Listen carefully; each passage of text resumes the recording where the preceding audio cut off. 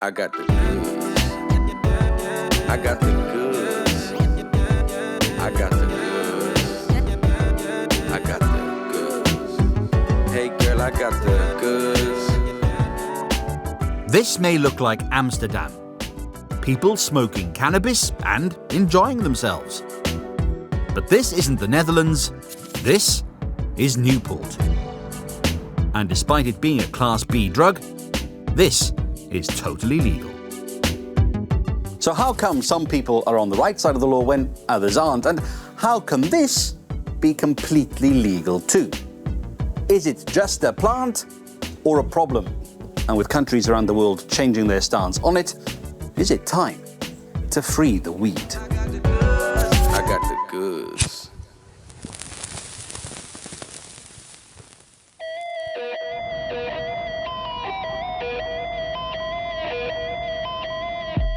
This morning we're executing a warrant in relation to a suspected cannabis cultivation. Carnarvon Police Station. North Wales Police carried out aerial imagery of the location and has identified cannabis plants being cultivated on the rooftop of the property.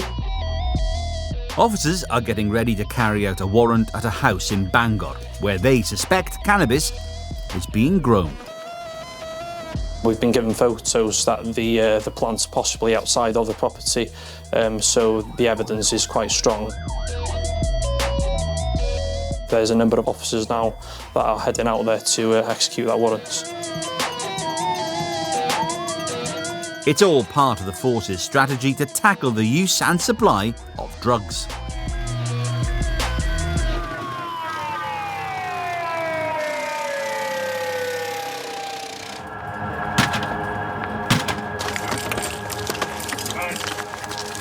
Police! Police! Once inside, officers search the house. There's nobody home, but they discover what they're looking for. Found quite a few plants on the roof at different sort of stages of development. It must be some kind of solid fertiliser for the younger plants. And inside, there's even more. As you can see in here, there's quite a number of jars of dried out cannabis. Worth quite a bit of money, I would suspect. It's a good result. This is the front line of the fight against cannabis. A drug that's been illegal for almost a century, is the most commonly used in the UK, but continues to divide opinion.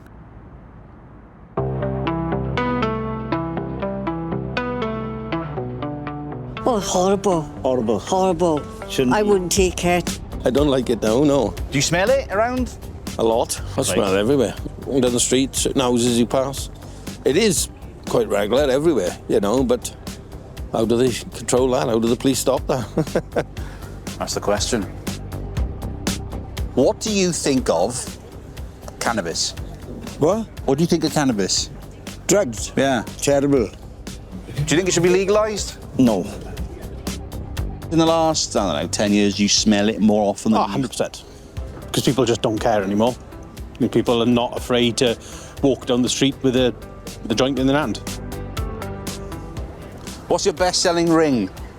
Those fidget spinner rings, but Is it? What do you think of cannabis? to me it's the same as alcohol, so it should be just as freely available to people when they use it. What if they legalised it one day? Would you think that's a good idea? No. No chance. No chance. Thank you. Speaking to people on the street, it's not long before I meet a lady who smokes it regularly. She doesn't want to be shown on camera. The stigma around it is very real. Why do you use it? You think it's just a calming sedative, and it's natural. It's from nature, isn't it? How long have you been using it? 20 odd years. So in your late 60s and you used it for 20 odd years? Yeah. Is it easy to get hold of? Fairly, yes, I would say, yeah. Are you surprised how easy it is to get hold of? Yes. What would you do with it? If you were in charge, if you were in government now, I do. taken as you use it, you would probably want to legalise it. Yes. And for the people who say, hang on, this funds all sorts of illegal activities, you're dealing with criminals here, this shouldn't happen, what would you say? If it's legalised, I think all that would be eradicated personally. I would definitely legalise it. So is this liberal attitude becoming more common?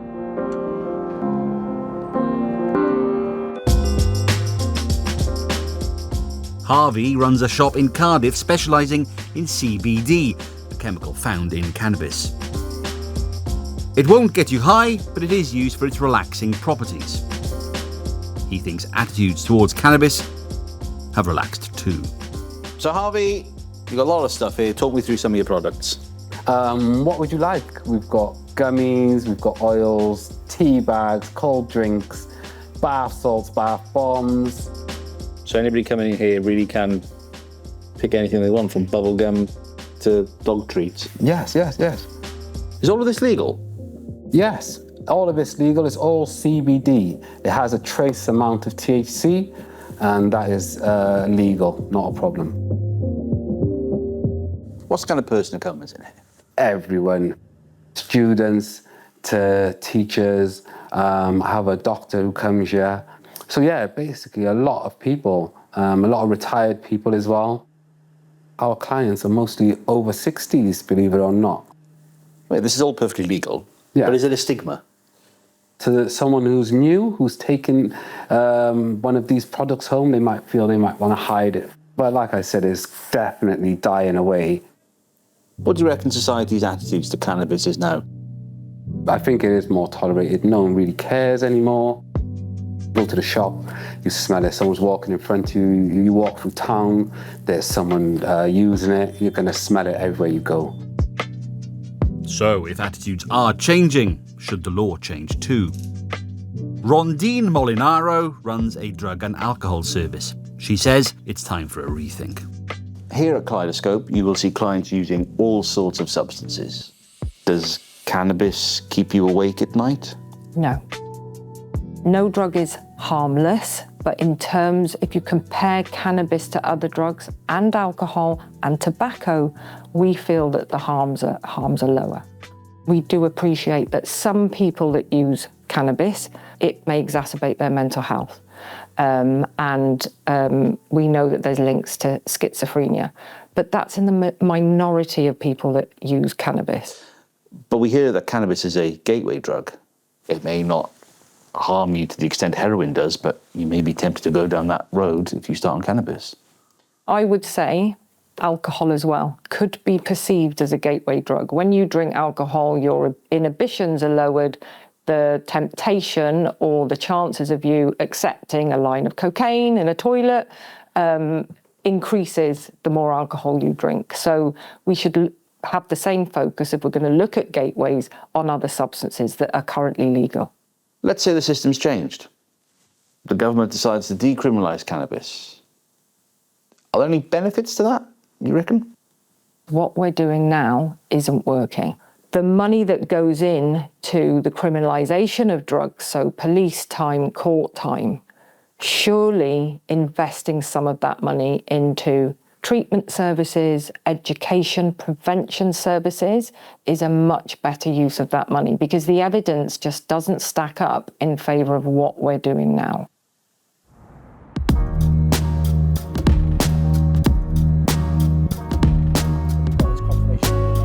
David Llewellyn is the Police and Crime Commissioner for Dyfed Powys.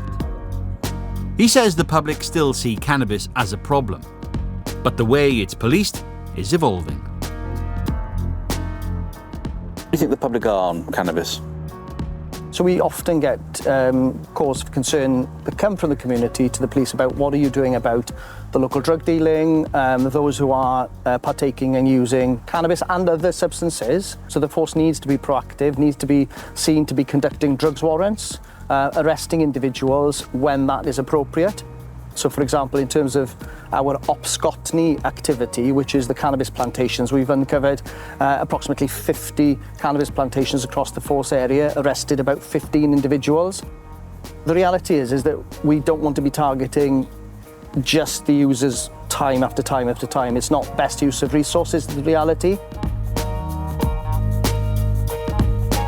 For the time being then, it remains illegal, at least recreationally, because there's a growing number who use it legally and say its effects are life-changing.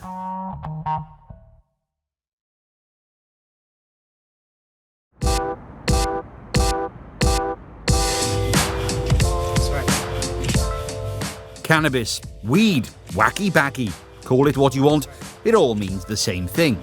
And at this unassuming building in Newport, something quite extraordinary is happening. So what do these do? So you put your weed in these, you turn them on, it heats up your weed to certain temperatures and enjoy your smoke. People come together to smoke cannabis.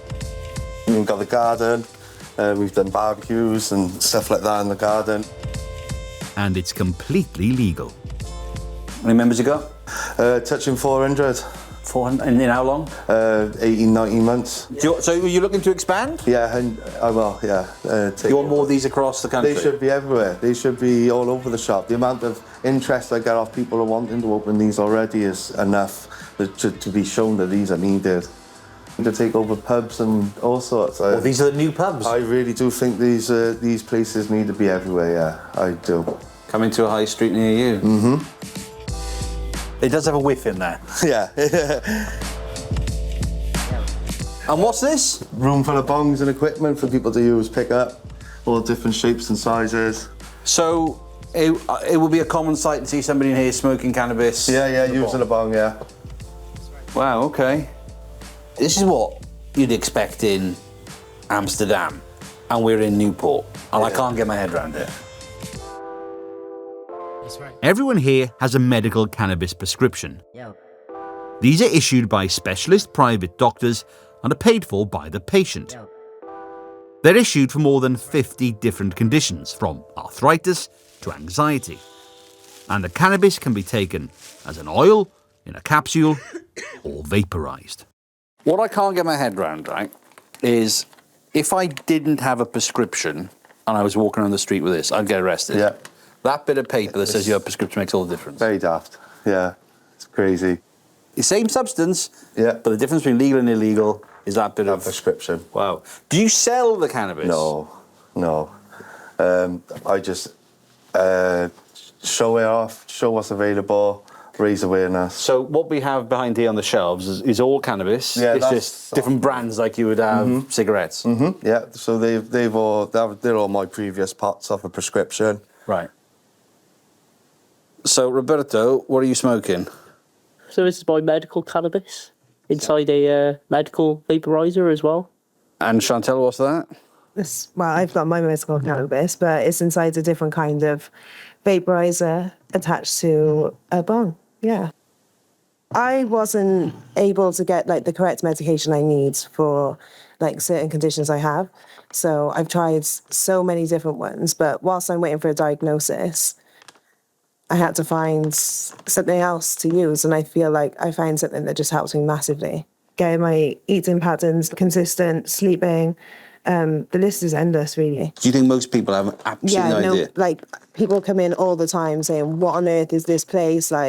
What's going on? They can't believe it. Because it feels like it should be illegal. Yeah. No offence, like a drugs den. Yeah. But it ain't. But it's not, no. This is perfectly legal. You just need to have a condition that is eligible and have tried 2 traditional treatments. So that could be a tablet or a therapy, depending on what your condition is. What difference has it made for you? I'm not a zombie. I'm not having seizures. I can function. It's massive for me. Do you think there may be people who may not have a medical condition but say they do in order to get the prescription? What do you think? I think you will find that will happen. I feel like you'll find that in any sort of industry where they're prescribing medication. People go to the doctors and play up like they need sleeping pills or whatever just to abuse them. So we've just come from the Medivape Lounge, and I've never seen anything like it in this country. You're familiar with it in places like Amsterdam, but to see people together legally using cannabis is something that I still can't quite get my head around, but it is all perfectly legal as long as there is a medical prescription. And I wonder how many of you watching this knew that. Medical cannabis was made legal in the UK in 2018, and more than 350,000 private prescriptions have been issued since. Han Dougie from Britain Ferry has long struggled with her health. She says medical cannabis changed her life. I started getting my period when I was about 10 or 11, which wasn't a huge shock to me because my mum had prepared me and my sister for that. The pain, though, I thought it was normal. But as the years went on, it just got so much worse, to the point that I couldn't get out of bed. I was just in so much pain, it was unreal. It was really disheartening that I wasn't being listened to, that it was more than just a bad period, and it was more than it being just in my head. It was an actual real issue. My mum had already kind of diagnosed me with endometriosis. She's got it herself. It wasn't until I was 18 that I actually got a diagnosis. It was just exhausting trying to get somebody to listen to me. And yeah, I just essentially hit rock bottom. Somebody had mentioned medical cannabis, and I'm aware of it being legal in America and things like that. I had no idea it was a thing over here. So I was quite annoyed that no doctor or anybody had mentioned it to me. I looked into it, done a bit of research, and I just went for it straight away. You just get some of the medical cannabis, pop it straight in. I take it every evening and throughout the day if I need it, but it's a case of taking it as and when I need it, but every night really. It just sort of turns the volume down on the pain. I'm aware that it's still there, but it just makes life so much easier for me. I've been able to work more days, started going back to the gym. I'm more confident to go out, you know, I can take it with me, so if I am going to have a flare-up, I've got it with me. Yeah, it's been amazing. It's been absolutely amazing. Medical cannabis isn't included in NICE guidelines, which the NHS refers to in the treatment of endometriosis. So how does it work? And what's to say it's safe? Han's prescription is provided by a clinic called Alternaleaf. Nabila Chowdhury is its medical director. It works by affecting the cannabinoid system within your body, and receptors are all across the body, and it works by using a chemical called THC and CBD, and they're available in varying ratios. And those ratios and various strains in medical cannabis then allow us to treat a number of different symptoms. There's a strict kind of protocol that we use. We ask to see evidence of things like diagnosis. We'll also go through a comprehensive risk assessment, so making sure that there's no other conditions that might affect or be affected by taking medical cannabis, and actually that it's safe for them to take as well.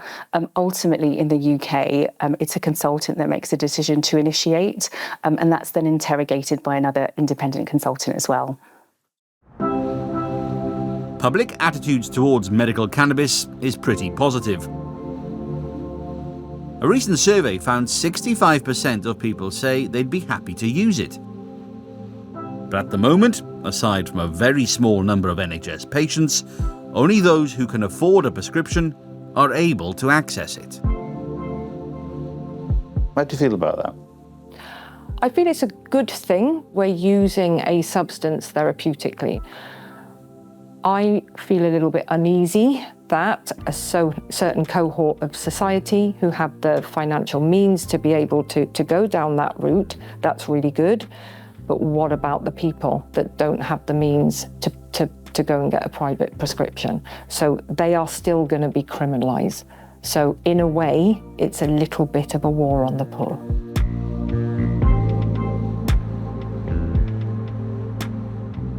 Police and Crime Commissioner David Llewellyn agrees there's more work to be done around medical cannabis.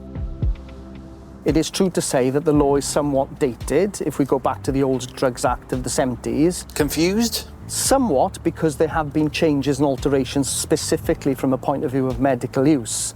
And I think that's where it becomes challenging. And I've had people making representation to me as the commissioner here in Dyfed-Powys that they don't feel perhaps even the police officers are fully aware of what the legalities are of things such as the prescription of and the use of cannabis for medicinal purposes. So that is something that I think that we just need to raise awareness, maybe. So we're asking whether it's time to free the weed.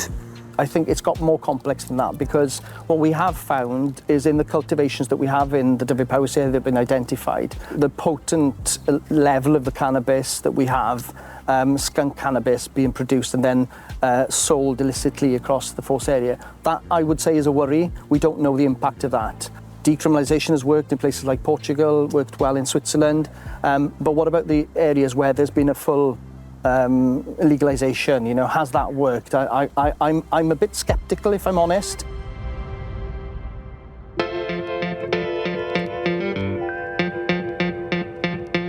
For now, though, growing and supplying it remains very much illegal. And back in Bangor, the clean-up is underway. Officers have been tasked to go and arrest the male. Plants will be taken away. They'll be examined by us, and obviously they'll get destroyed. It's a good result to get this amount off the street. There's nothing good about cannabis. It causes sort of significant impact on our communities. Yeah, it's a good result. This haul is worth an estimated £6,000. And its alleged grower is still under investigation.